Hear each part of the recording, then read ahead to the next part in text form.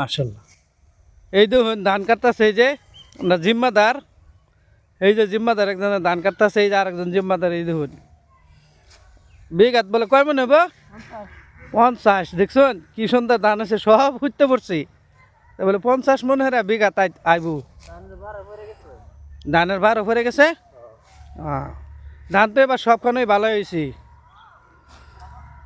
এই দেখুন এই যে ধান খেতলা, আবার এই দেখুন আরসিসি বিল্ডিং উঠাবো, ওই যে দেখছেন ধান বেচছে বলে এবার ছট ঢালবো। এই দেখুন সারা মাটি তা করে।